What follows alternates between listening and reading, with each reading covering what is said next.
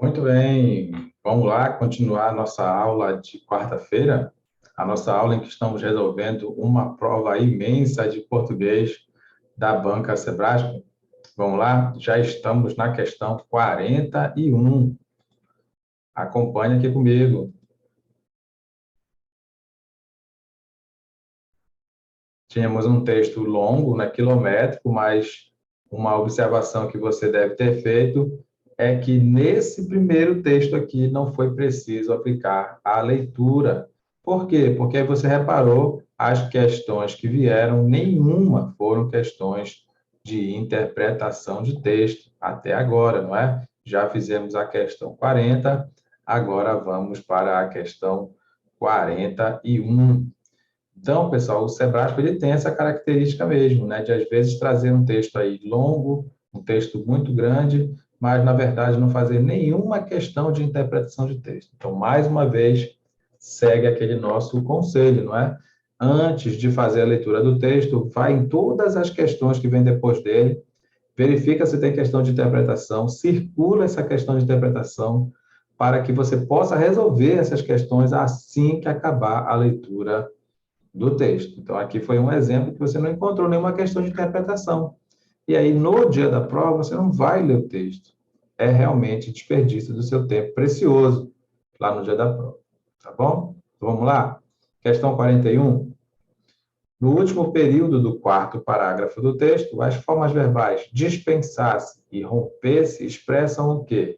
Você sabe, né, pessoal, que esse SSE que tem bem aqui, ó, esse SSE que tem bem aqui na frente, ele indica futuro, não é? Ele indica futuro. Vamos ver aqui o quarto parágrafo do texto. Ó. Vamos ver aqui o quarto parágrafo do texto.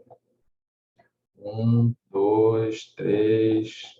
Falei futuro, né? Eu queria dizer para ti que o SSE indica pretérito imperfeito do subjuntivo. Já está com sono, professor? Mal começou a aula. Para com isso. Olha lá, vamos achar aqui o SSE. Vamos lá, quarto parágrafo, né? Tá bem aqui, ó. Dispensasse, né? O que mais? Fosse. Toda vez que você encontra esse SSE, significa que você está no pretérito imperfeito do subjuntivo. Pretérito imperfeito do subjuntivo. Beleza, pessoal? O modo subjuntivo é o modo da dúvida, é o modo do desejo, é o modo da hipótese, da condição. Beleza? Então, você só tem três tempos lá, o passado, o presente e o futuro. O passado é chamado de pretérito imperfeito do subjuntivo, só tem essa característica marcante aí, o SSE, sempre, tá bom? SSE é a nossa característica marcante aí do pretérito imperfeito do subjuntivo. Beleza? Então, vamos lá. Ninguém no mundo fala sozinho. Mesmo que numa redução ao absurdo isso fosse possível, ou seja, uma palavra que dispensasse os outros para fazer sentido, então repara que ele está vendo aqui uma ideia de possibilidade, por mais que ele não concorde com ela, né, porque ele disse que ninguém no mundo fala sozinho, aí mesmo que numa redução ao absurdo, uma coisa que ele não concorda, né, isso fosse possível, que a palavra dispensasse os outros para fazer sentido, tá vendo? É possibilidade. Verbo no modo subjuntivo é isso, tá, pessoal? Não é uma certeza certa. Bacana, não é? Muito legal. Vamos lá, então, para a nossa questão. Lá para a nossa questão.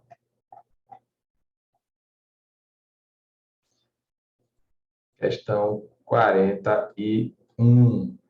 No último período do quarto parágrafo, as formas verbais dispensar-se e romper-se expressam o quê? Ação no futuro do presente? Você já viu que isso não é verdade. Toda vez que você encontra SSE, não esquece que é pretérito imperfeito do subjuntivo, nem é certeza certa, é dúvida, é desejo, é hipótese, é condição, beleza? Já joga fora aí a letra A. Ações no presente não são ações no presente. Ações no passado, bom, é ação no passado porque informa que é pretérito imperfeito, não é? Do indicativo, de qualquer forma, é passado. cuja ocorrência é tida como impossível pelo autor, percebe lá que ele falou? Ele foi bem claro, não foi, pessoal? Ele foi bem claro lá, ó. Vamos ver aqui de novo, ó. Ninguém no mundo fala sozinho. Mesmo que, numa redução ao absurdo, isso fosse possível, tu percebe que ele não concorda com isso. Ele não acha que isso é certo, né? Então, para ele é impossível reduzir, que a palavra dispensasse o uso para fazer sentido. Tá legal? Beleza? Bacana, muito bem. A resposta é a letra C, tranquilamente. Muito legal, né? Eu sei que você está aí, você fez já essa resolução das questões até o final, né? Acho que até a questão 70 aí é a questão de português. Uma prova aí de quantas questões? Você começou com 20, 50 questões de português, não foi? Nossa, isso sim é que é presente, né? Isso aqui é um bom teste aí para o seu conhecimento. Legal? Vamos lá, então. Vamos para a questão 42. No sexto parágrafo do texto, o emprego da preposição de, nessa parte bem aqui, ó, de que não falamos ou escrevemos sinais, deve-se à regência de quem? Tem que observar lá no texto para ver quem é que está fazendo essa pergunta. Vamos lá no texto de novo. Sexto parágrafo, aqui é o. Vamos lá, começa com aqui 1, 2, 3, 4, 5. O sexto parágrafo é o início da outra coluna.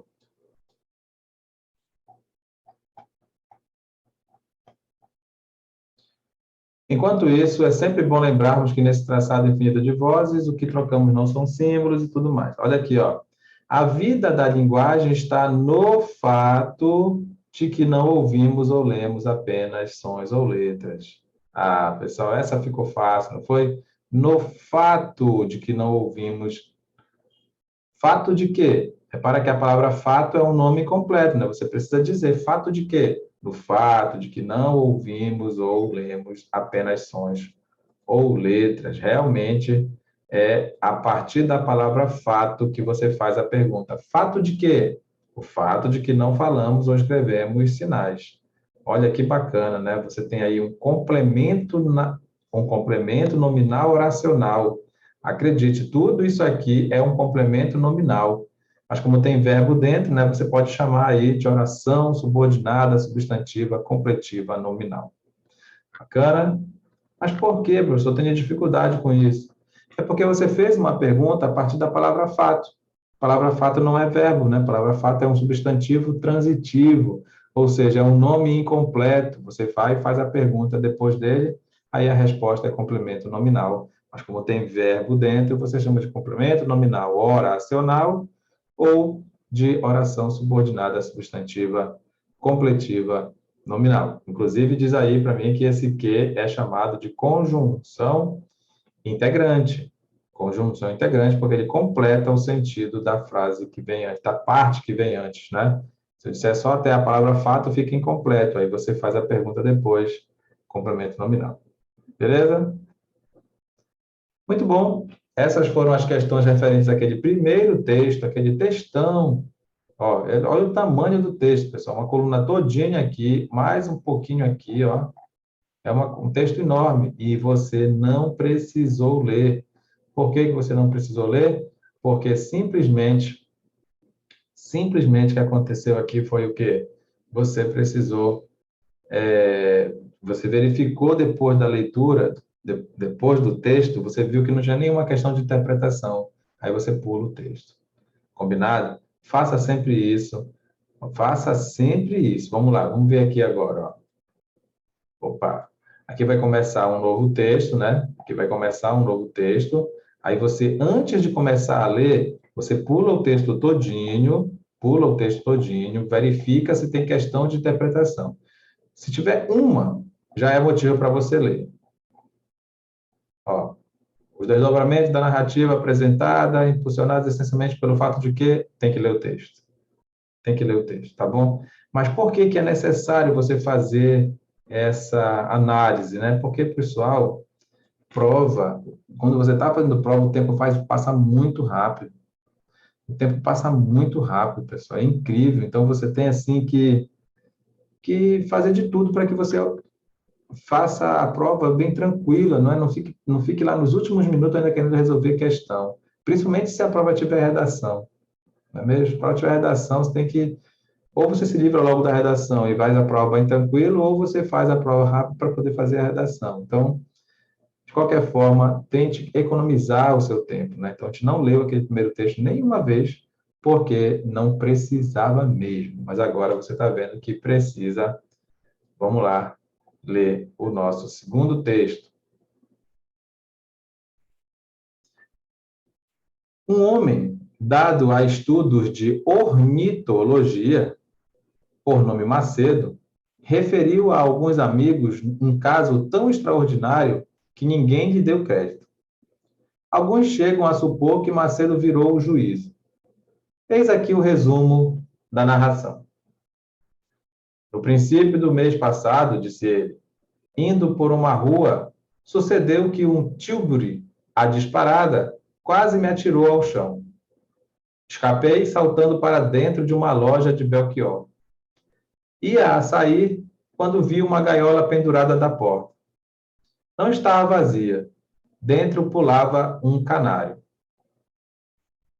Quem seria o dono execrável deste bichinho que teve ânimo de se desfazer dele por alguns pares de níqueis? E o canário, quedando-se em cima do poleiro, trilou isto. Que dono! Esse homem que aí está é meu criado. Dá-me água e comida todos os dias, com tal regularidade que eu, se devesse pagar-lhe os serviços, não seria com pouco, mas os canários não pagam criados. Pasmado das respostas, não sabia quem mais admirar, não sabia que mais admirar, se a linguagem, se as ideias. Perguntei-lhe então se tinha saudades do espaço azul e infinito. Mas, caro homem, trilou o canário, que quer dizer espaço azul e infinito? Mas, perdão, que pensas deste mundo? Que coisa é o mundo? O mundo, redarguiu o canário, com certo ar de professor. O mundo é uma loja de Belchior, com uma pequena gaiola de taquara, quadrilonga, pendente de um prego. O canário é senhor da gaiola que habita e da loja que o cerca. Fora daí, tudo é ilusão e mentira. Nisto acordou o velho e veio a mim arrastando os pés. Perguntou-me se queria comprar o canário. Indaguei se o adquirira como o resto dos objetos que vendia e soube que sim.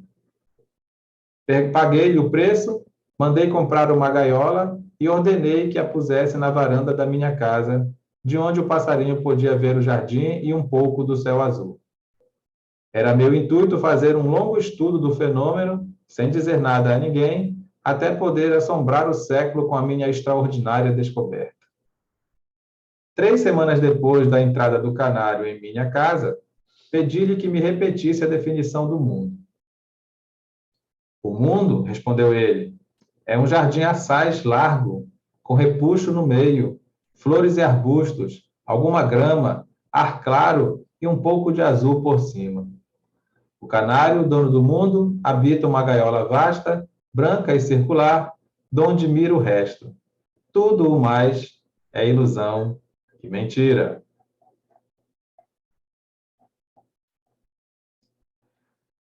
Um sábado amanheci enfermo, a cabeça e a espinha doíam-me. O médico ordenou absoluto repouso. Assim fiquei 5 dias. No sexto, levantei-me e só então soube que o canário, estando o criado a tratar dele, fugira da gaiola. Padeci muito. Tinha já recolhido as notas para compor a memória, ainda que truncada e incompleta, quando me sucedeu visitar um amigo que ocupa uma das mais belas e grandes chácaras das arrebaldes. Passeávamos nela antes de jantar, quando ouvi trilar esta pergunta. Viva, senhor Macedo, por onde tem andado, que desapareceu? Era o canário. Estava no galho de uma árvore.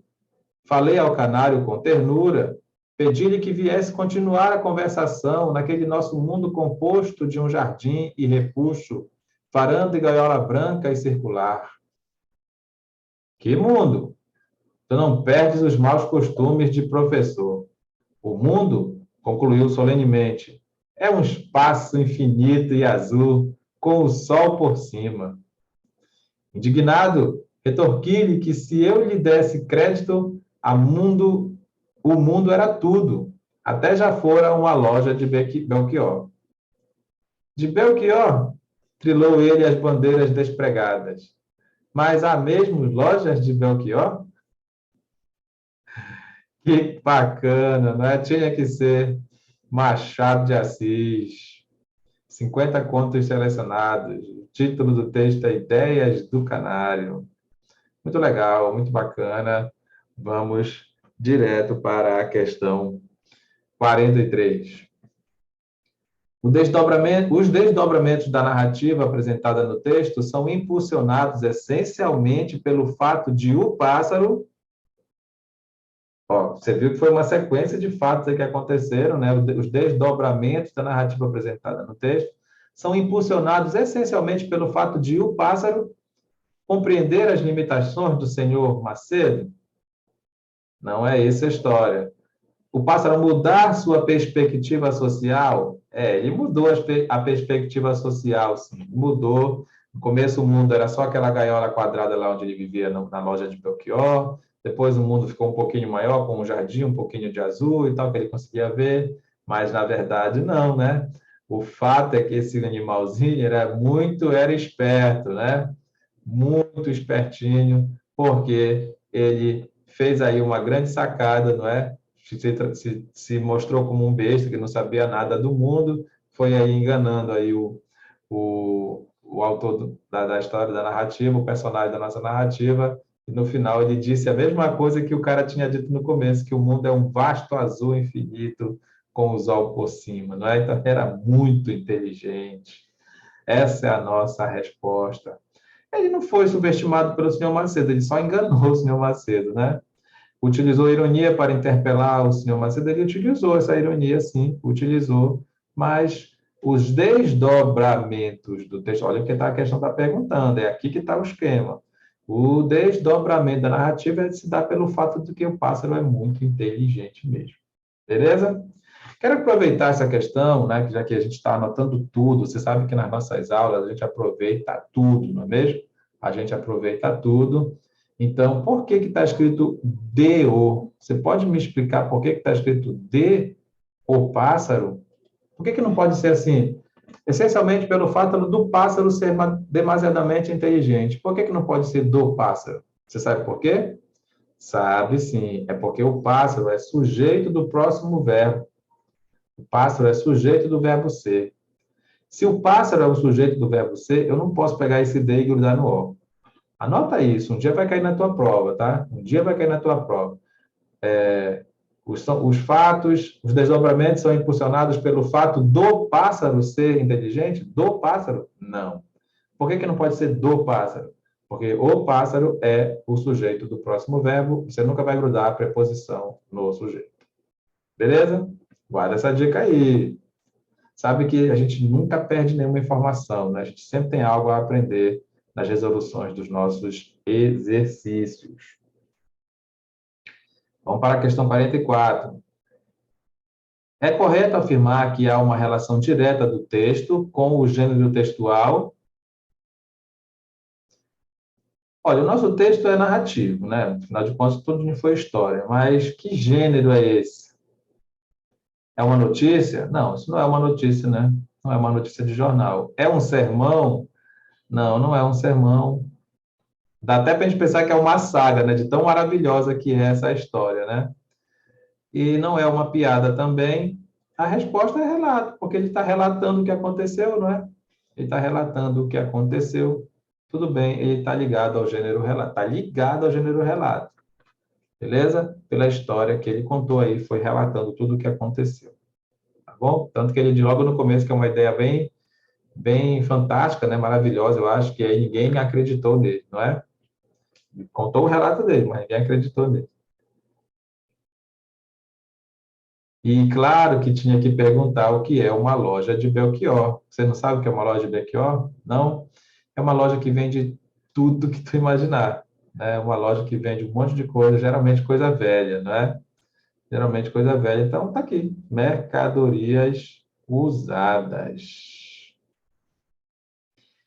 É importante você saber que livros usados e discos usados se vende nos sebos. C, com C, tá? Sebos. É os lugares onde você vai encontrar livros e discos até, nós são os sebos. Muito comuns aí, algumas cidades ainda resistem ao tempo, ainda resistem à modernidade.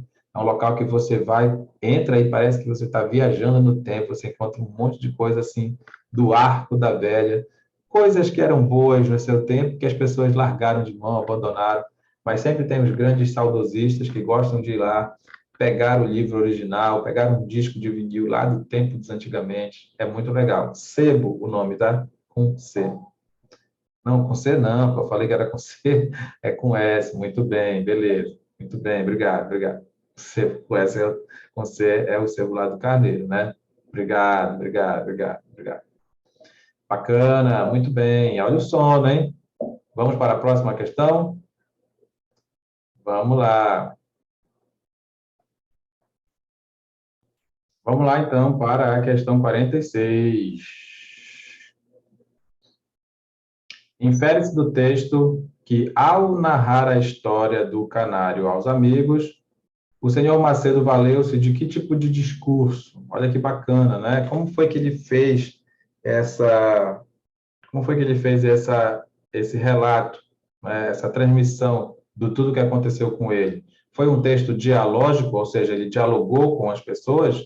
Não, ele não dialogou com as pessoas. Foi um texto expositivo? Bom, pessoal, o texto expositivo é um texto informativo. Tá, ele deu informação, não foi? Deixa a letra D aí, deixa a letra B esperando. Não foi um texto didático, né? Você sabe que o texto didático é um texto organizado, não é de forma a informar várias coisas, vários conhecimentos a respeito de algum assunto. Não foi um texto reflexivo. Pessoal, entre a letra B e a letra E, a gente vai ter que marcar a letra E, porque olha só, pessoal, o texto expositivo é aquele texto que só traz informação. É um tipo de texto informativo. Você viu que o nosso texto aí era narrativo, né? Ele contou uma história por meio de uma explanação. Ele explanou tudo o que aconteceu com ele aí na história com o pássaro. Beleza? Tranquilo. Vamos então para a próxima questão.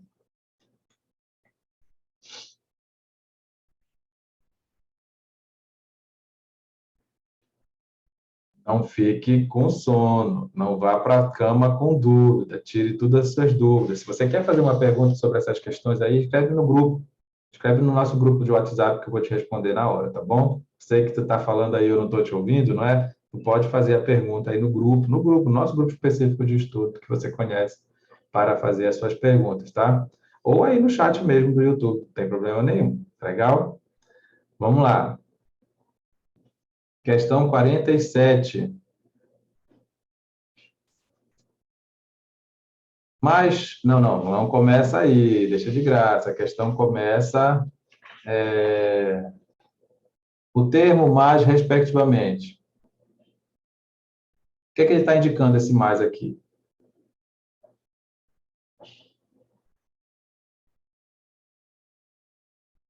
Ó, mais caro homem, trilou o canário. O que quer dizer espaço azul e infinito? Como se ele não soubesse o que é o espaço azul e infinito. Aí o cara, mas, perdão, que pensas deste mundo? Então, repara que esse segundo cara se assustou, né? Nossa, tu não sabe o que é espaço azul e infinito? Nossa, que absurdo é esse? Né? Como é que você não sabe o que é espaço azul e infinito? Bora lá ver a melhor resposta. O primeiro mais é o mais do canário, não é? Quando ele começou a aplicar o golpe, não é? Nossa, senhor, eu não sei nem o que é isso, espaço azul e infinito. E o segundo mais é o mais do senhor Macedo, que ficou aí espantado, né? Espantado com aquela resposta do canário. Beleza? Então, primeiro ele acrescenta um comentário do canário e contrasta uma interpretação do canário. Ah, tá. O primeiro mais acrescenta um comentário do canário E o segundo contrasta, quer dizer, ele ficou assim, nossa, mas tu não sabe o que é isso, não sabe o que é esse mundo? O que é que tu pensa sobre o mundo? Parece que a letra A está bem bonitinha, né? Mas toda vez que é a letra A, você deve desconfiar, porque pode ser A de armadilha, não é mesmo? A letra B diz que introduz uma réplica do canário. O primeiro mais introduz uma réplica do canário. Réplica por quê? Porque ele já tinha perguntado, né? Mas você não conhece, né? Você não, espaço azul e infinito. Aí ele, mas caramba, o que quer dizer com espaço azul e infinito? É uma réplica, né? E introduz uma réplica do homem. Olha, o homem também responde, né? Mas tu não sabe o que é o mundo? O que é que tu pensa sobre o mundo? A letra B está melhor que a letra A. Vamos ver a letra C? Acrescenta um comentário do canário e introduz uma réplica do homem. Não é um comentário sobre do canário, né? Que nem a letra A diz comentário do canário. Ele está fazendo uma réplica mesmo. Como assim? O que é réplica, professor? Tu fala uma coisa, mas eu questiono em cima da tua coisa que tu falou. Não foi só um comentário qualquer. Eu questionei. O cara falou em mundo azul e infinito, né? Espaço azul e infinito. Já tinha falado. Aí o canário vai, mas cara, o homem, o que quer dizer espaço azul e infinito? Então ele replicou. Porque fazer um comentário é uma coisa a mais, uma informação a mais sobre aquilo que você falou. E replicar, não. Eu vou em cima do que você disse. Tá? Então tá melhor falar réplica do que comentário. A letra D é uma interpelação. O que é interpelação? É pergunta, é uma pergunta. E o segundo sinaliza uma mudança de assunto, não foi uma mudança de assunto. O primeiro é uma réplica, tá certo? E o segundo sinaliza uma mudança de assunto, não é uma mudança de assunto. Aí, marcas a letra B de bola aí no teu texto. Tá bom?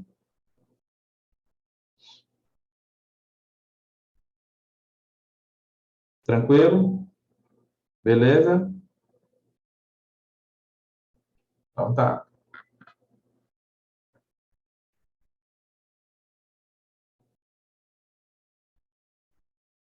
No trecho tal, a forma pronominal presente na contração deste foi empregada para.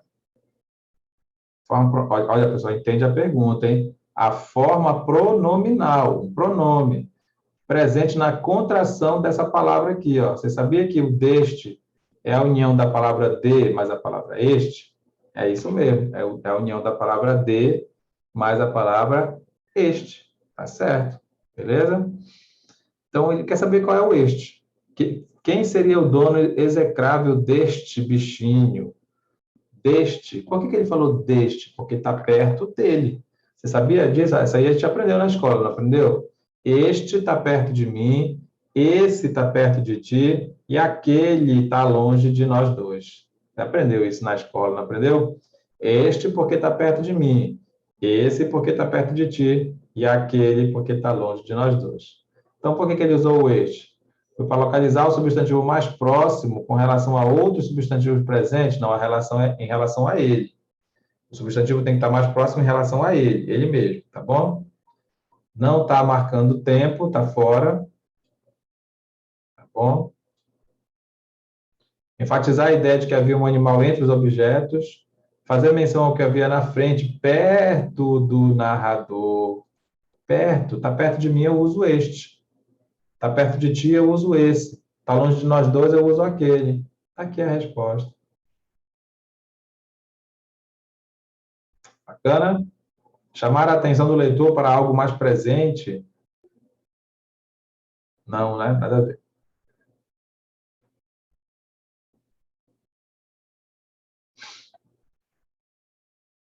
No texto, ao narrar sua história, o senhor Macedo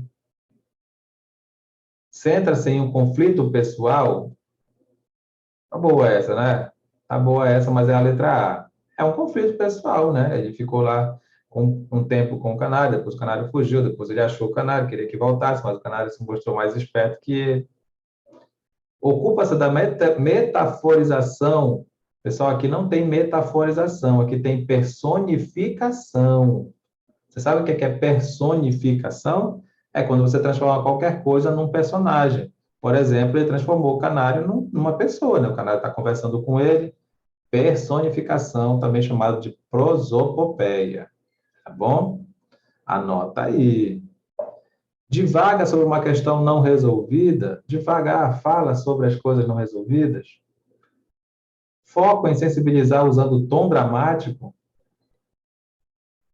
Opera com a teatralização de uma realidade. Cuidado, isso aqui pode ter enganado muita gente, né? Você sabe que na hora que a gente está lendo um texto, pessoal, a gente não duvida, né? Ah, o canário está falando com o homem, só pode ser uma teatralização da realidade. Ele contou desse jeito e acabou, né? Ele usou a personificação, que é uma figura de linguagem. Então, pessoal, a resposta é a letra A. Pode marcar aí, letra A. Centra-se em um conflito pessoal, a história dele com o canário. Tá bom? Beleza. Vamos para a questão 50. As especificidades do conto de Machado de Assis criam uma atmosfera em que predomina viés romântico? Não. Humor cáustico, aquele humor bem sarcástico mesmo, assim? Não. Ironia fina?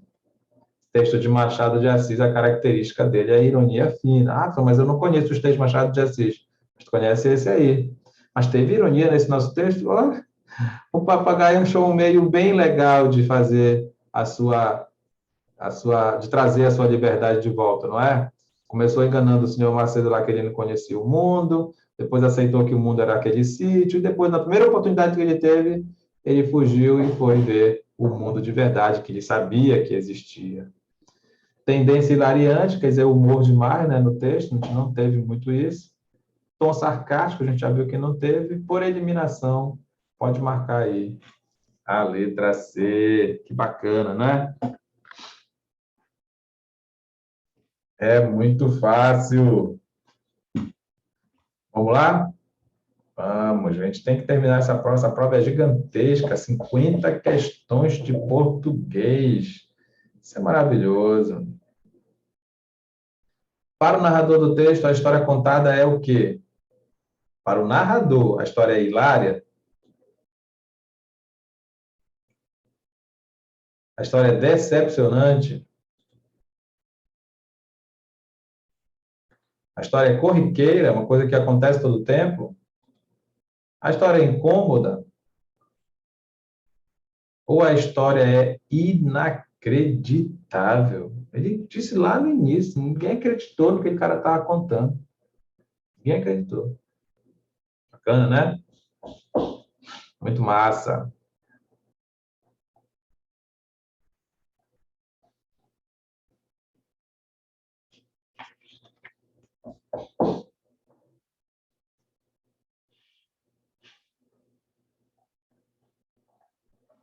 Olha o funga-funga. Olha aí, mais um texto. Quando vem texto, o que é que você faz? Você segue a sequência para ver se vai ter perguntas sobre o texto. Se tiver uma pergunta, já é necessário você ler o texto. Vamos lá. Conforme as ideias do texto, na análise dos grupos sociais deve ser considerada. Olha aí, como é que eu vou responder essa questão se eu não tiver lido o texto, não é mesmo? Vamos lá?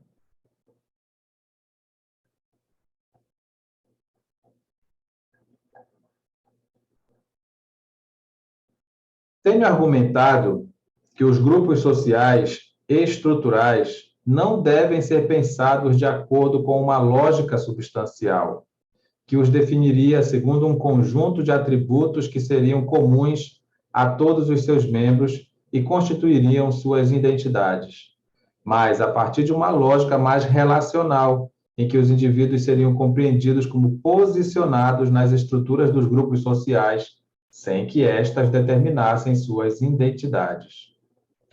Contrariamente àqueles que consideram que políticas de diferenciação de grupos apenas criam divisões e conflitos, argumento que a diferenciação de grupos propicia recursos para um público democrático e comunicativo, que visa estabelecer a justiça, uma vez que pessoas diferentes posicionadas têm diferentes experiências, histórias e compreensões sociais derivadas daquele posicionamento.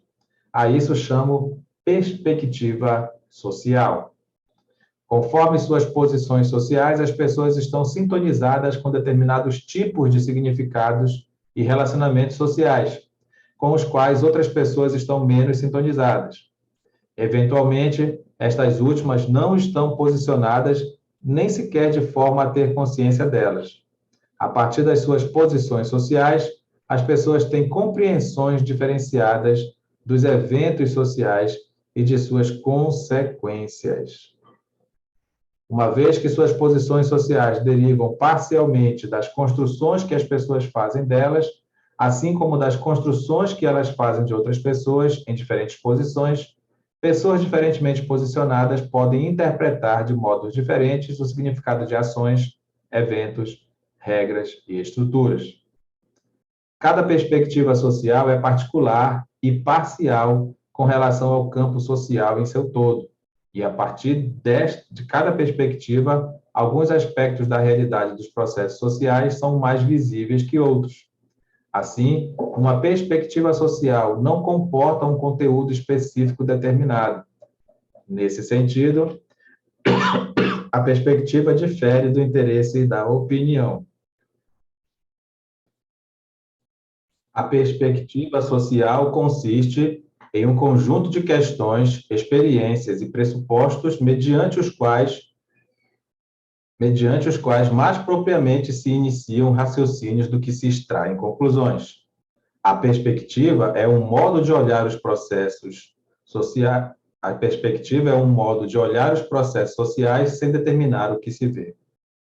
Dessa forma, duas pessoas podem compartilhar uma perspectiva social e, não obstante, experimentar seus posicionamentos de maneiras diferentes, na medida em que estão voltados a diferentes aspectos da sociedade. Muito bem, texto opinativo, né? Texto dissertativo, anota aí. Esse é o nosso tipo de texto, texto dissertativo. Direto para a questão 52. Conforme as ideias do texto, na análise dos grupos sociais, devem ser considerados o quê? Devem ser consideradas as lógicas básicas que regulam os membros da estrutura, ou devem ser consideradas as posições dos membros na estrutura. O texto inteiro falou de posição que o membro ocupa na estrutura, para ele poder ver aí de forma diferente as coisas, não é? Em todo o texto foi falado em posições na estrutura. Vamos lá. A próxima questão, que é a questão 53. No texto, a autora posiciona-se contra a ideia de que, você repara que ela falou que se ficar sempre parado ali na estrutura, né, não dá certo. Se ele estiver ocupando posições diferentes na estrutura, aí ele vai ter visões diferentes. Tá bom? Vamos ver aí a melhor resposta.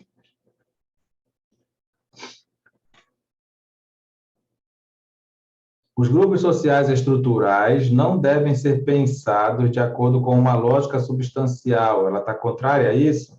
Não, ela quer isso, né? Não devem ser pensados de acordo com uma lógica substancial. Ela concorda com isso. A pergunta é, ela está dando ideia contra o quê? Ó? Contra o quê? A ideia de que políticas de diferenciação de grupos apenas criam divisões e conflitos. Olha aí, ó, lá no início do texto ela disse isso. Ela não concorda com essa ideia aqui. Ah, mas se a gente fizer política de diferenciação de grupos, só vai criar mais divisão e conflito. Não, ela não concorda com isso. Lá no início do texto ela falou. Quer ver? Observa aqui comigo. Ó. No início do texto ela falou isso. Ó.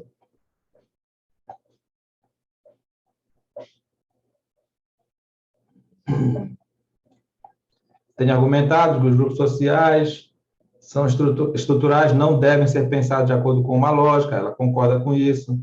Aí vem, ó, contrariamente àqueles que consideram que políticas de diferenciação de grupos apenas criam divisões e conflitos, eu argumento outra coisa. Então, ela é contrária a isso aqui. Era isso que a questão estava perguntando.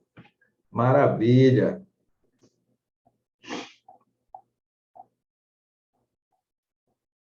Aqui é a nossa resposta. Pessoal, você percebe que quando é questão de texto, se você não fizer uma boa leitura do texto, uma leitura com uma boa dicção mesmo, uma boa pontuação, você falar alto dentro do seu cérebro, você não consegue responder a questão sem olhar o texto, né? Então, vai com calma aí, pratica esse hábito salutar da leitura. Questão 54. Cada uma das opções a seguir apresenta uma proposta de reescrita para o primeiro período do segundo parágrafo do texto. Assinale a opção em que a escrita proposta mantém os sentidos originais do texto. Quando fala em sentido original, você tem que voltar lá no texto original e ver o sentido inicial, o sentido correto inicial, para reparar se aqui não teve alguma mudança de sentido. Tá bom? Vamos lá, não tem jeito, pessoal, não tem jeito. Cada uma das opções a seguir apresenta uma proposta de reescrita para o primeiro período do segundo parágrafo. Primeiro período do segundo parágrafo. Vai no segundo parágrafo, lê até chegar no ponto, acabou o primeiro período. Beleza? É aquela que a gente leu ainda agora. Contrariamente, não foi? Vamos lá, ó. É aquela que a gente leu ainda agora. Ó.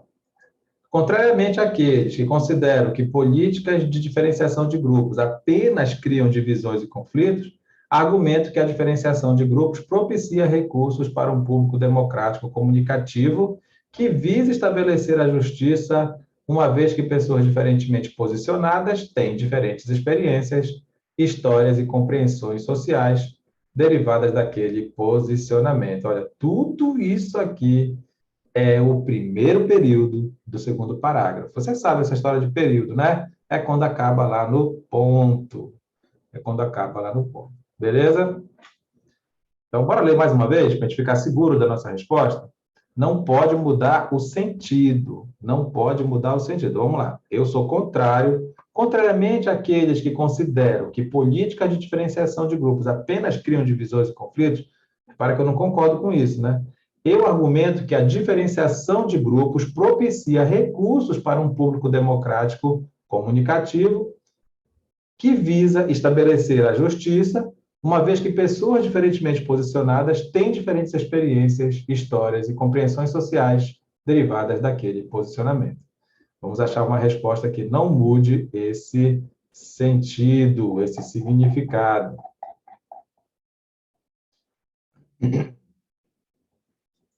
Diferentemente daqueles que acham que política de diferenciação de grupos criam divisões e conflitos, defendo que a diferenciação de grupos propicia recursos para um público democrático comunicativo, o qual visa estabelecer a justiça. Espera aí, não é o público democrático comunicativo que visa estabelecer a justiça. Espera aí, bora ficar com esse texto aqui do lado, a gente vai ficar com dificuldade de responder. Página 6, né? Então, bora lá.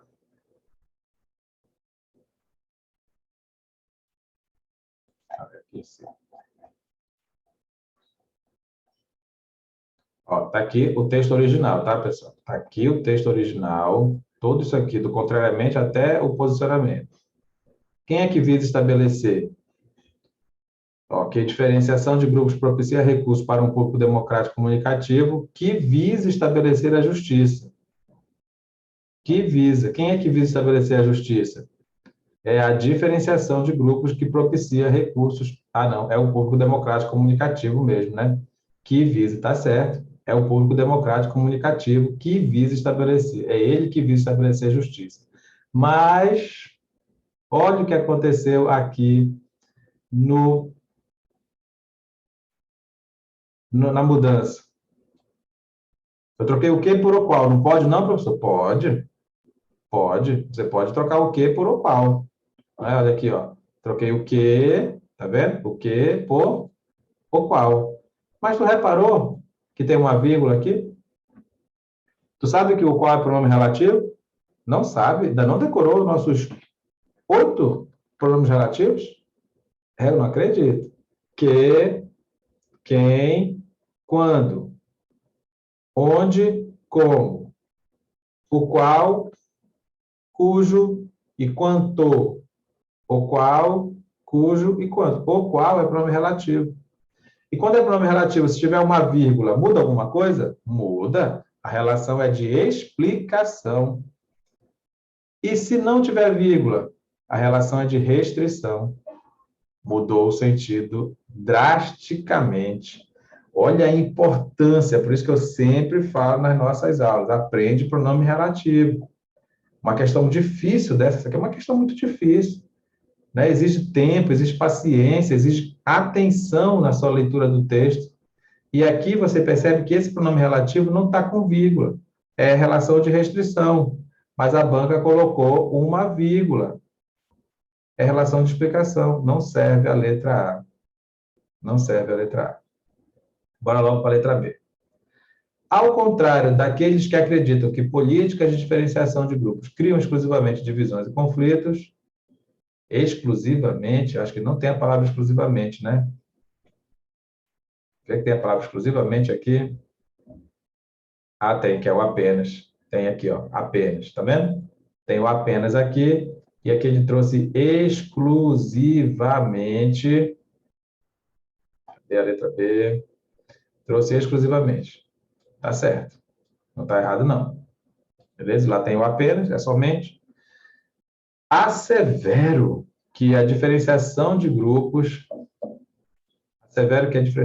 propicia recursos para um público democrático comunicativo, a qual, além de ter a vírgula, que a gente já sabe que não é para ter vírgula, porque lá o sentido original é de restrição, já mudou para a qual, já mudou para a diferenciação. No fundo, não ia ter muita diferença semântica, não, mas já estragou a vírgula aqui, porque não tem vírgula lá no original. Pessoal, essa história da vírgula, faz o favor, tá? É só se a palavra for pronome relativo. É só se a palavra for pronome relativo. Beleza? Tranquilinho? Muito bem. Que nem aqui, ó. Um público democrático que visa estabelecer. Quem é que visa estabelecer? Um público. Então, eu sei que é pronome relativo, pronto, fechou. Não tem vírgula, o sentido aqui é de restrição. E na letra B também apareceu o sentido de explicação, da fora a letra B. Ao passo que... ao passo que... O que é o ao passo que, hein? Alguém lembra aí? Lembra aí o que é ao passo que, da nossa listinha de conjunções? Ao passo que, vê aí para a gente o que é, para a gente poder colocar aqui no nosso comentário, no grupo, lá no chat, por favor. Ao passo que apenas aqueles que julgam, ao passo que apenas aqueles julgam que política é diferenciação. Já mudou o sentido, né, filho? Já mudou o sentido, já está ruim a frase. Ao passo que apenas aqueles, que eles, cara, julgam que política de diferenciação de grupos criam divisões e conflitos, argumento que diferenciação de grupos oferece recursos para um público democrático comunicativo visando, colocou a vírgula aqui de novo, colocou a vírgula aqui, a gente podia ir só por essa vírgula aqui, só por essa vírgula. Professor, mas não tem o quê? Tem sim, está aqui, ó, que visa estabelecer, só não está aparecendo, mas ele está aqui. Colocou a vírgula de novo aqui. Tá bom? Beleza? Aqueles que... Olha o aqueles com crase. Olha o aqueles com crase. Tem que ter uma pergunta com A em algum lugar, senão vai estar errado aqui. Senão vai estar errado aqui. Me ajuda aí a ver se esse aqueles está certo. Aqueles que pensam que políticas de diferenciação de grupos somente criam divisões e conflitos, objeto... Olha, eu vou te falar. Para quem que eu estou fazendo isso? Para quem que eu estou fazendo? Para aqueles que pensam, tá certo esse A com crase, pessoal. Eu estou objetando o quê, né? Eu estou objetando que a diferenciação, mas eu estou fazendo isso para quem? A quem? Aqueles que pensam, olha, tá certa essa crase, viu? Tá certa essa crase. Objeto, o que é objeto, professor? É um verbo. Aí, anota aí que isso aqui é um verbo. Eu estou objetando o quê? Que a diferenciação de grupos, mas para quem? Para aqueles que pensam políticas, tá bom? Legal, né? Muito firme. Sempre te pergunta se está certa a crase na frente do A, em qualquer lugar, né? Aquele, aquela, aquilo, o A mesmo, o A, sempre pergunta se está certo, tem que ter alguma lógica. E veio daqui desse verbo, professor, mas objeto é verbo? Nesse caso aqui né? Eu estou objetando, falando, né, mostrando que a diferenciação de grupos proporciona recursos para um público democrático comunicativo que busca. Olha aí o que sem a vírgula, pessoal. Olha aí o que sem a vírgula. Já pode ser essa a nossa resposta. É essa a nossa resposta. Olha aqui o visando, ó. Olha aqui a vírgula antes do visando. Pessoal, essa questão imensa, chata, demorada, que você tem que ter uma atenção total no sentido, ela pode ser respondida em 3 segundos. Ah, professor, lá vem. Qual é o texto original? No texto original, o que, pronome relativo, está sem vírgula. Sem vírgula. Quer dizer que é uma relação de quê? De restrição. De restrição, não é? Restrição? E aí, todas as alternativas trouxeram vírgula. Ó. Vírgula no qual, vírgula no qual, vírgula no escondido e vírgula no escondido. O único que está sem vírgula é a letra D. Por mais dificuldade que você tivesse na leitura da letra D, você ia marcar a letra D. É muito fácil isso, não é? É sim, é sim. Desde que você tenha aí o conceito de pronome relativo entranhado no âmago do seu cérebro, você consegue responder essa questão aí bem rapidinho. Tá? Ao passo que é tempo, na verdade ele pode ser tempo, ele pode ser conformidade, ele pode ser proporção, né? Ele pode ser proporção. Depende do contexto, né? Mas aqui você viu que ele não ia se encaixar mesmo aqui, não. Tá bom? Beleza. Bacana. Obrigado, obrigado. Sem alteração dos sentidos do texto, a locução, na medida em que poderia ser corretamente substituída, pessoal, na medida em que é causa. Nós já vimos textos excelentes, de autores excelentes, de autores maravilhosos, que confundem na medida em que com a medida em que. Você quer anotar aí? Não vou nem escrever, porque eu sei que você está atento, você está prestando atenção nas informações, eu sei que a aula está diferente, de novo, como foi segunda-feira, mas tudo que a gente faz aqui é para que você não fique sem estudo, tá bom? Acredite, é para o seu bem. Tá legal? Anota aí. À medida que, com crase no A medida que, não é a medida em que, não existe essa expressão. À medida que significa proporção. Proporção. Tá bom? Mais, menos, tá bom? Proporção. À medida que. E esse aqui, o na medida em que, indica causa. Causa. Beleza? Tranquilo? Então, se é causa, pessoal, qual é a resposta? Dá uma olhada aí, por favor. Letra A? Muito fácil a letra A, né? O enquanto é o quê? Ah, o enquanto é tempo. Enquanto é tempo. Tendo em vista. Poxa, parece que o tendo em vista também é causa, né? E o haja visto, tá errado, né? É haja vista, né? Haja vista, beleza. Não é ideia de proporção, já te falei que não é proporção, porque só seria proporção se fosse o quê? A medida que, o A com crase. A medida que é proporção. É, realmente, entre a A e a C, vamos marcar a letra A mesmo, né? Visto que está na nossa lista de causa, né? Beleza, tá bom. É, se não está fácil para a gente, resolvendo aqui no conforto do nosso lar essas 50 questões, imagina para quem teve que responder essas 50 questões e mais umas tantas de geral e mais uma redação numa prova de concurso. Não é fácil, meu amigo.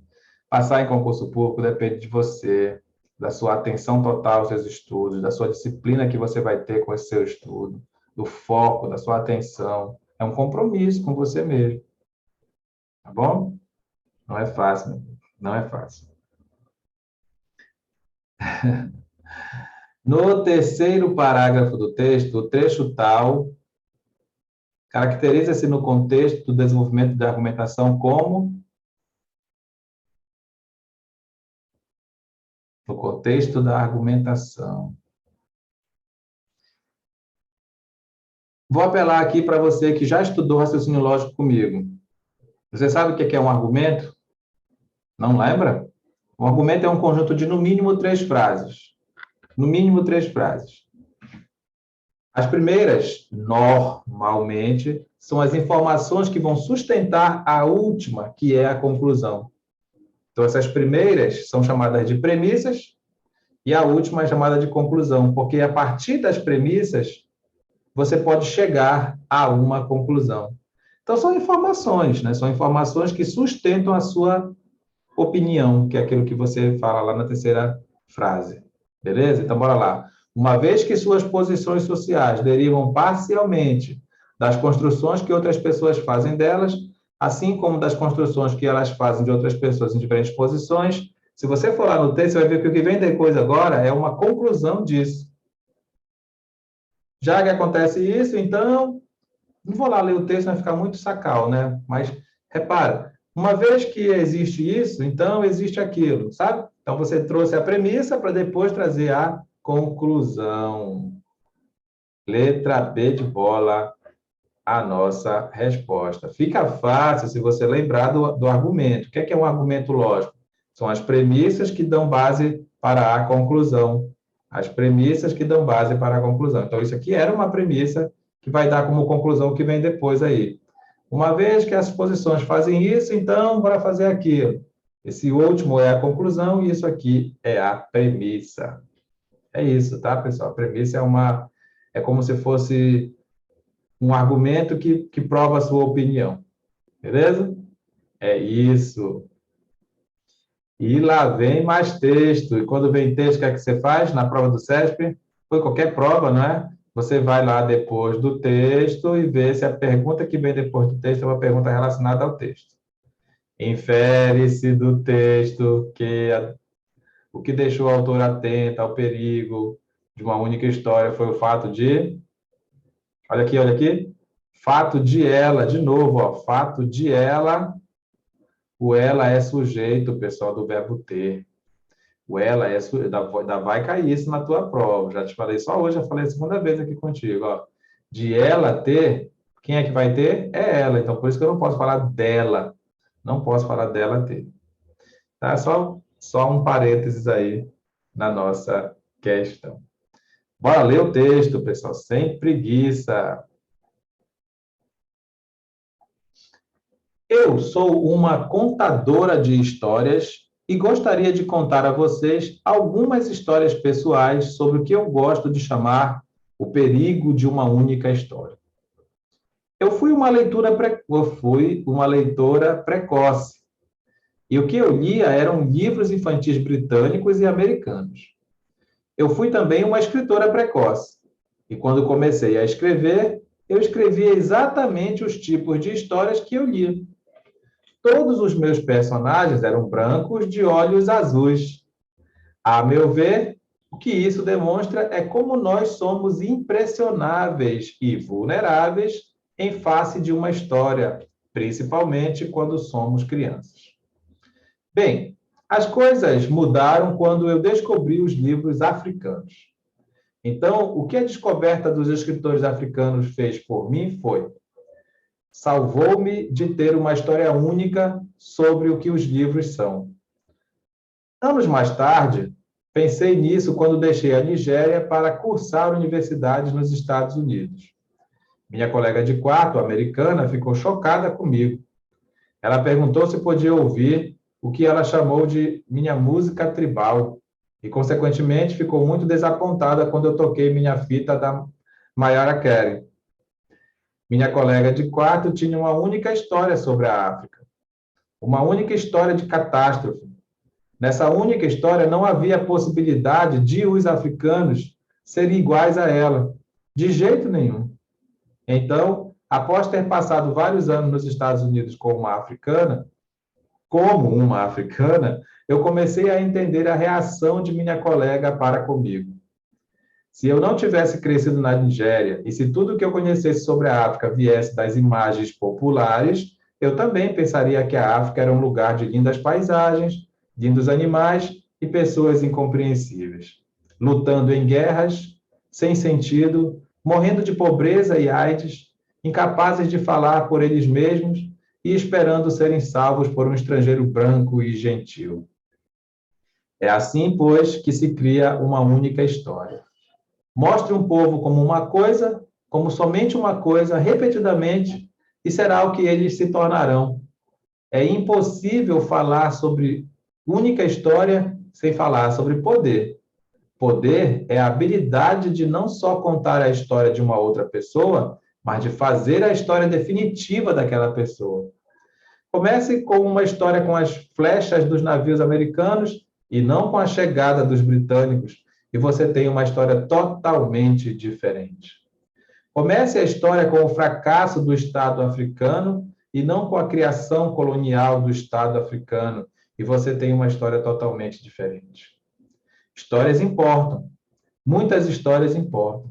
Histórias podem destruir a dignidade de um povo, mas histórias também podem reparar essa dignidade perdida.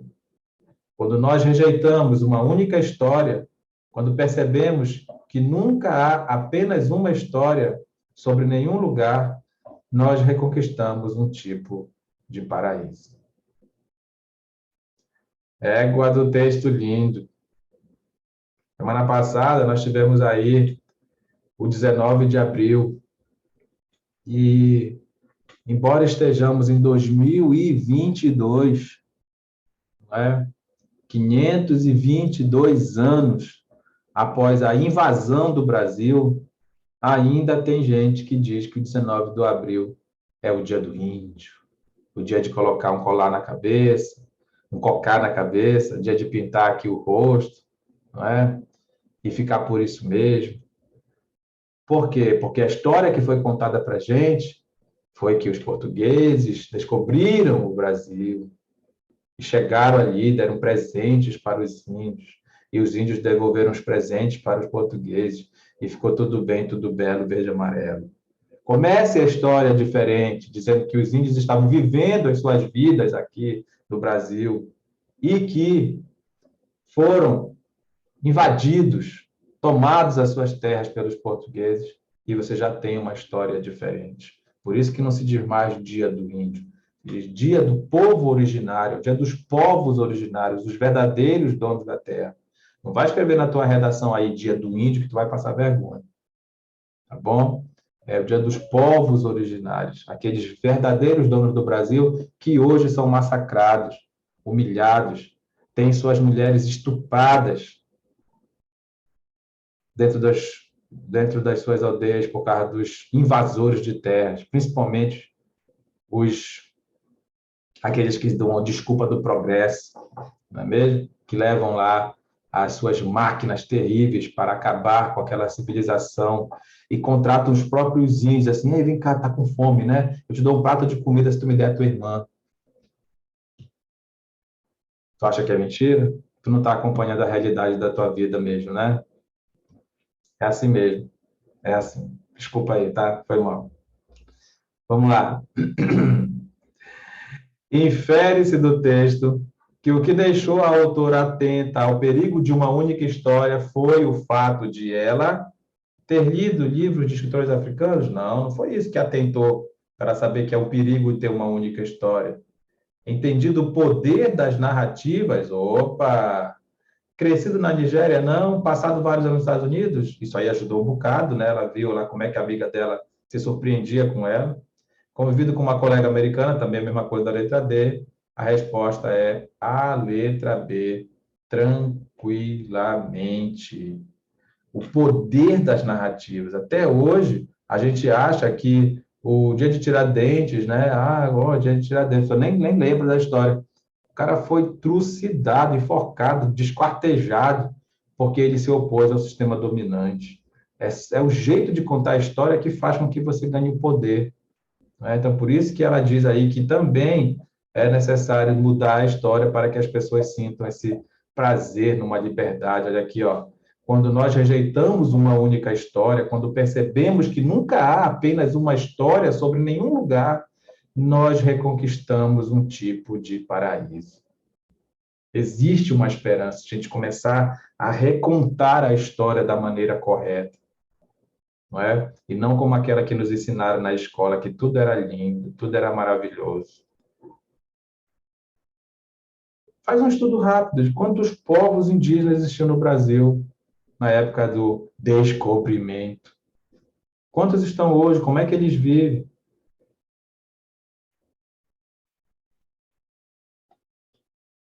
É porque nós somos tudo isso, tudo parente. Por isso a minha revolta, tá? Desculpa aí.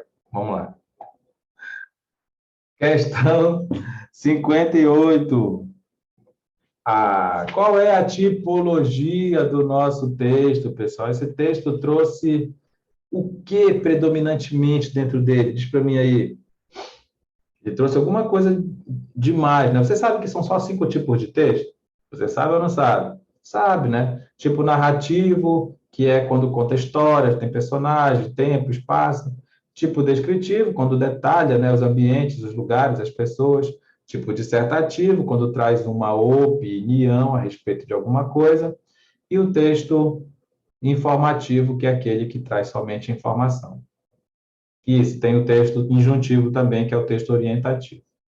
Esse nosso texto trouxe partes narrativas? Trouxe. Ela contou como é que foi lá a ida dela aos Estados Unidos e tudo mais, o espanto da amiga dela, mas com certeza o nosso texto é bem mais argumentativo, né? Ela trouxe essa opinião de que não se deve ter, é muito perigoso ter uma única história. Você tem que aprender a contar a mesma história, começando de outra maneira, principalmente do outro lado, do lado mais prejudicado.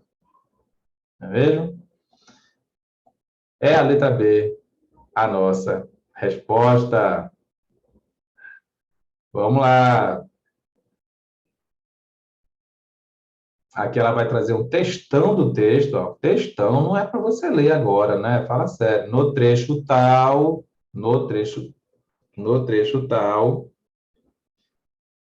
do texto, a autora ressalta que acerca da África persiste uma única história, resultante da concepção desse continente. Nós aqui que não conhecemos a África, né, nós os americanos, né, não conhecem a inocência, porque já estamos dominados pelo poder de uma única história, faz com que a gente veja a África como um lugar pitoresco, um lugar exótico, um lugar contraditório, um lugar estereotipado, um lugar fantasioso. Poxa, para mim todas as respostas estão corretas, não é? A autora ressalta que acerca da África persiste uma única história, resultante da concepção desse continente como um local. Não, a resposta é estereotipada. Sim. Resposta Professor, não sei nem o que é isso. Quando você cria um estereótipo de alguém ou de alguma coisa, de um lugar, fica fixado que aquilo é daquele jeito. Fica fixado que aquilo é daquele jeito.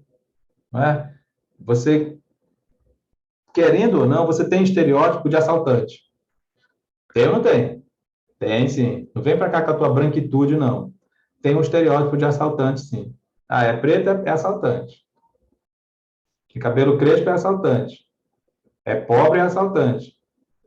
Você tem uma visão estereotipada de assaltante. Vai lá nas pesquisas, nos estudos sobre os assaltos.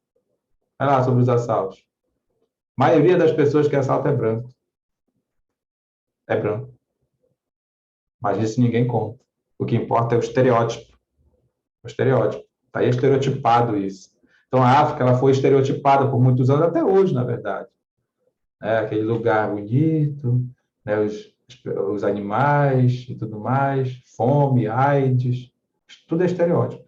Aí você não enxerga, você viu como a mulher se espantou lá, qual é a tua música tribal aí que tu mais gosta? Aí saiu lá Mariah Carey. A mulher se espantou, credo, tu ouve isso lá, verdade? Não acredito. Incrível, né? É incrível, é uma coisa estereotipada. Que bacana! Bora lá, será que a gente não vai terminar hoje? Poxa, são muitas questões, não é? São muitas questões, cada questão uma questão melhor que a outra. Realmente a Banca Sebrasco está de parabéns no estilo de questões que ela faz, né? Ela te obriga a pensar um pouquinho mais, não é? E te força a escolher realmente a melhor alternativa. Mas isso, a estratégia é a mesma para as questões de certo ou errado, tá? É a mesma estratégia. Vamos lá. No trecho tal, o vocábulo pois expressa a ideia de que, olha aí o pois, pessoal, deixa eu te falar sobre o pois. Deixa eu te falar sobre o pois. O pois, ele pode ser conclusivo ou explicativo. Ele pode ser conclusivo ou explicativo. Só vai ser conclusivo se der para trocar por portanto. Só vai ser explicativo se der para trocar por porquê. Faz o teste aí para mim, por favor. Não é fácil? É fácil. É assim, portanto, que se cria uma única história. Dá para trocar por porquê aí? É claro que não, né? Não dá para trocar pelo porquê. Então, grava isso, grava aí. Quando o pois puder ser trocado por porquê, ele é explicativo. Por que tu acha que tem explicação na letra A? Por que tu acha que tem explicação na letra A? Não é? Pegadinha, não é, pessoal? Pegadinha. A resposta é a letra E. Conclusão. Porque dá para trocar por portanto. Simples assim. Beleza? Bora mais um pouco? Bora, sem preguiça, cheio de graça. No que se refere à construção da referência aos sentidos e aos aspectos linguísticos do texto tal, julgue os itens a seguir. Vamos lá, que essa questão é bem boa. Olha aí, questão de item é aquela questão que tu tem que ir por eliminação, tá bom? Questão de item é aquela questão que tu tem que ir por eliminação. Não é possível que desses 5 itens aqui, ó, até o dia da prova tu não tenha certeza de um, pelo menos.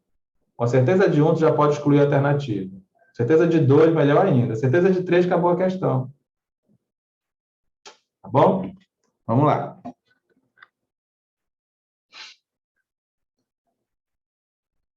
Seriam mantidos os sentidos originais e a correção gramatical do trecho tal, caso o vocábulo mesmo, olha o mesmo aí, gente, fosse substituído por próprios. Eu acho, tem uma impressão aqui, né, que eu já te falei sobre a história do mesmo. Primeiro que tu não pode colocar a palavra mesmo como anafórica. Não coloca a palavra mesmo como anafórica. Como assim, professor? O computador está quebrado. O mesmo precisa de conserto. O professor está doente. O mesmo não vem da aula. Nunca faça isso. Nunca coloque a palavra mesmo se referindo a algo que já foi dito. Principalmente se for pessoa. O mesmo pode ser o realmente. Nossa, ele fez isso mesmo, ó. Ele fez isso realmente. Ou pode ser o próprio. Está aqui o melhor exemplo é esse aqui, ó. Logo depois do sujeito, sem dúvida, esse mesmo aqui é pronome demonstrativo. É a mesma coisa que próprios. Não sabia, não? Pois anote aí. É por isso que você está até essa hora, né? Sem sono, não é? Fazendo aí as suas anotações. Não é mesmo? Vamos lá, então, número 1, estando certo. Não pode mais ser a letra A, porque tirou o 1. Não pode ser a letra C. Não pode ser a letra D. Pessoal, eu sei que eu me empolgo demais, mas assim, poxa, olha só, pessoal. Não dá para tu levar essa informação para a prova que eles mesmos, a mesma coisa que eles próprios. Anota logo que o mesmo e o próprio são pronomes demonstrativos. Anota logo aí. Pronome demonstrativo. Tá bom? E poxa, então o número 1 está certo. Você tem garantia que está certo. Com essa garantia, você tira 3 alternativas. 3 alternativas. Legal, né? E outra coisa, das que sobraram, no dia da prova, você não ia bater cabeça com o item 4. Você não ia bater cabeça com o item 4. Por quê? Porque ele está na letra B e na letra E, que foram as únicas que sobraram. O item 4 com certeza está certo. Você vai ter que só que olhar para o 3 para ver se ele está certo ou errado. Se ele estiver certo, é a letra E. Se ele estiver errado, é a letra B. Não é legal isso? Agora a gente vai ver todos.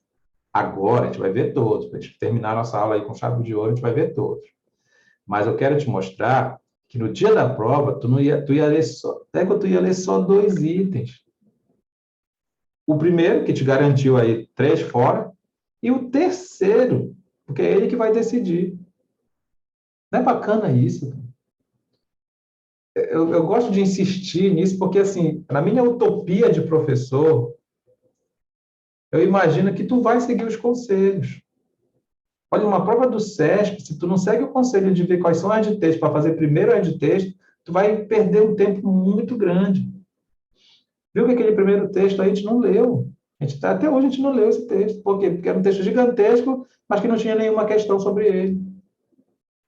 Segue os conselhos. Quer passar no concurso? Tá? Segue, anota tudo. Bora ver por que, que o item 2 está errado, porque a gente já está sabendo que o item 2 está errado. A gente já está sabendo. Tá? Porque não está nem na B nem na E, que foram as únicas que sobraram. Bora ver por que, que o 2 está errado. No trecho tal, o vocábulo chocada está empregado no mesmo sentido de apavorada.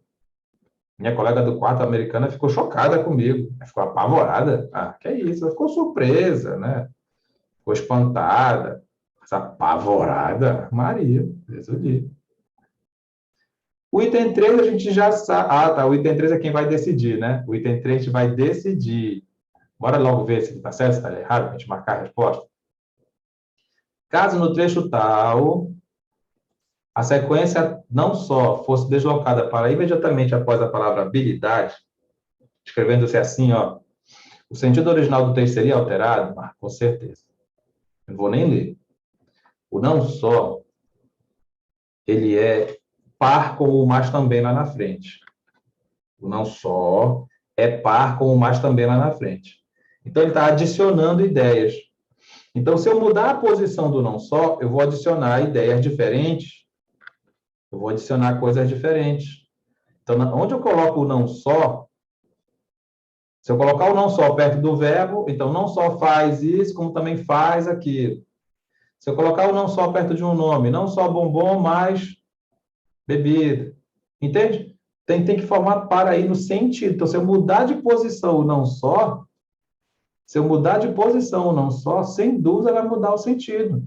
Espera aí, ó. Não só contar, mas também fazer, ó. Verbo com verbo. Se eu pôr não só história, mas também pessoa, entende? Tem que manter o paralelismo. É lógico que se mudar de posição muda o sentido. Ah, eu quero também chamar a tua atenção para esse mais aqui, ó. Tradicionalmente, a gente sabe que o mais significa o quê? Significa adição, adversidade, não é? Mais, porém, contudo, no entanto, entretanto, todavia, não é assim? O mais indica a adversidade. Mas aqui ele não está sozinho.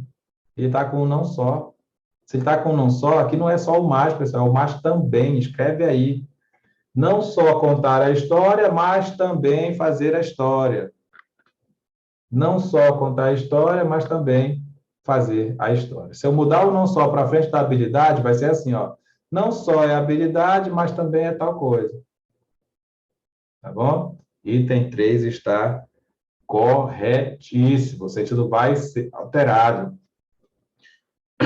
Já tem resposta, já é a letra E a resposta. Mas vamos ver agora por que, que o 4 está certo. A gente sabe que o 4 está certo. A reiteração do vocábulo história ao longo do texto constitui estratégia, é uma estratégia sem dúvida, não é uma coisa errada, que contribui para a progressão referencial do texto. Nós nem vamos perceber isso aí. Tá certinho. Por que, que o número 5 está errado?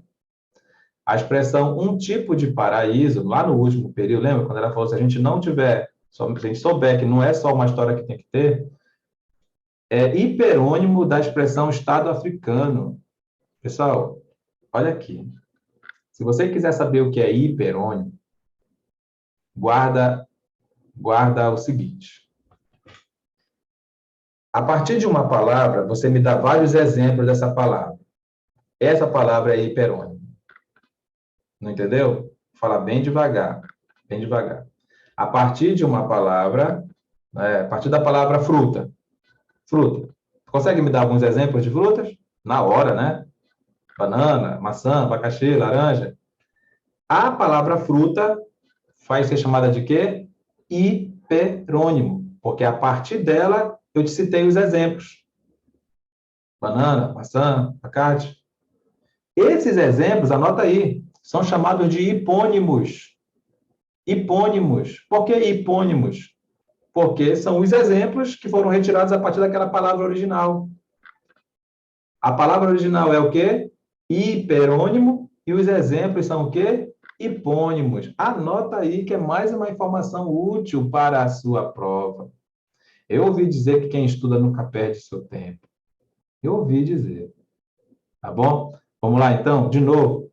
Hiperônimo é a palavra a partir da qual tu consegue citar vários exemplos. Comida. É hiperônimo por quê? Fruta, carne, vegetal, ovos são exemplos de comida. Então, percebe que a mesma palavra fruta, uma hora é hipônimo, uma hora é hiperônimo. É sempre uma relação de referência. Tem que ter um referente. Hiperônimo depende do referente. Só vai ser hiperônimo se ela for, a partir dela, citar vários exemplos. Agora, se ela for o exemplo de a partir de outra, o exemplo é chamado de quê? Hipônimo.